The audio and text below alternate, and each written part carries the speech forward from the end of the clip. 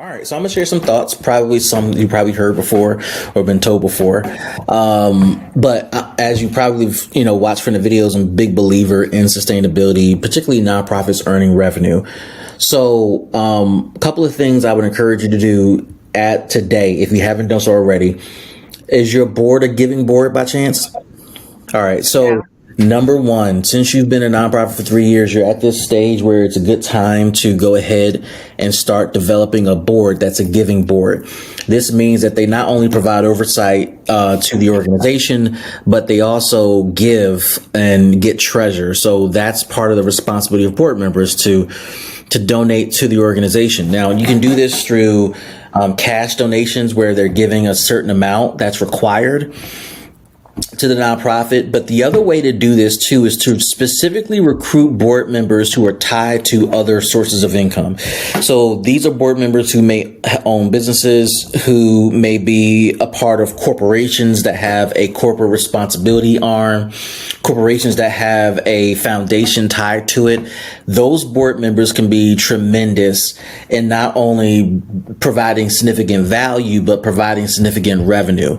So between board giving, between the board connecting you to their main source of revenue, that can be transformational. Not to mention when you have your event, board members selling tickets, inviting their friends, their colleagues, other business owners.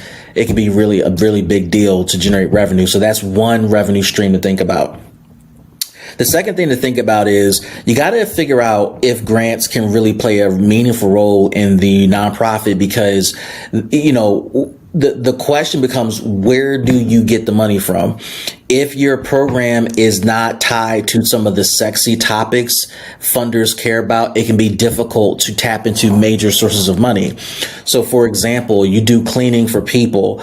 You can angle this one of many ways. You can launch a workforce development program with your cleaning program or cleaning business, nonprofit rather, where you're teaching youth and young adults between the ages of 16 and 24 work skills, where you teach them how to come to work on time, show up on time, successfully get through an interview, land the job, and of course do the job.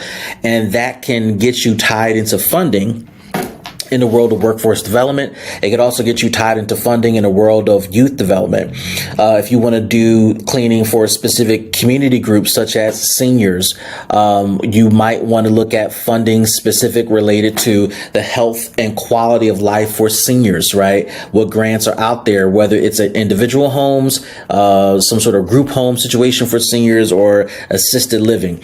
You might want to look at grants and or contracts for cleaning at other community groups such as halfway houses where returning citizens come. So that can be an opportunity. The way to look at grants is to really broaden the definition and the language, where you start to look at grants and proposals. So this can be proposals in response to RFPs, RFQs, scopes of work, etc. And so when you look at it from that lens, grants, proposals, scopes of work, RFPs, RFQs really becomes a bigger pot of money for you. You might want to look at funding, particularly in your area where there's a mid-sized to large community foundation where there's startup funds or capacity building funds. And if you have a target audience you really want to target with your services, youth, seniors, returning citizens, or some other group I didn't mention, this is when you become more strategic in your ability to communicate why you should be funded. So part of the challenge is telling that story, connect to that customer. In terms of sustainability, you're right. As long as it's mission focused, you can earn income. Now, if your earning income capacity is greater than roughly 50% from this business versus other sources, then it becomes questionable, right? And this is where you might want to talk to the accountant and attorney again. Have them give you specifics.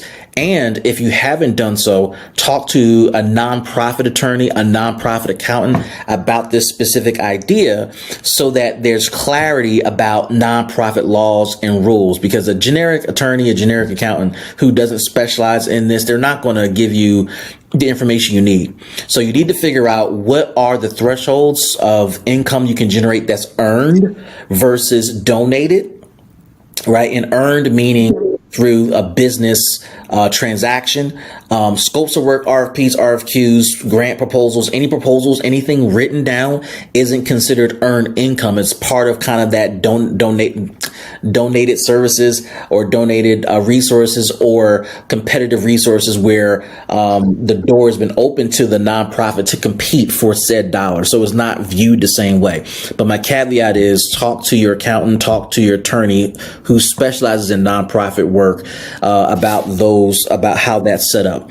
When you put all that together and you start to look at all those sources, a giving board, grants and proposals, and then earned income, you can start to see the picture come clearer about what a sustainable nonprofit could be, what it could look like. And also, not to mention your background in this space in cleaning. You already know how to bid on jobs. I mean, that's where proposals are. You know how to price the work.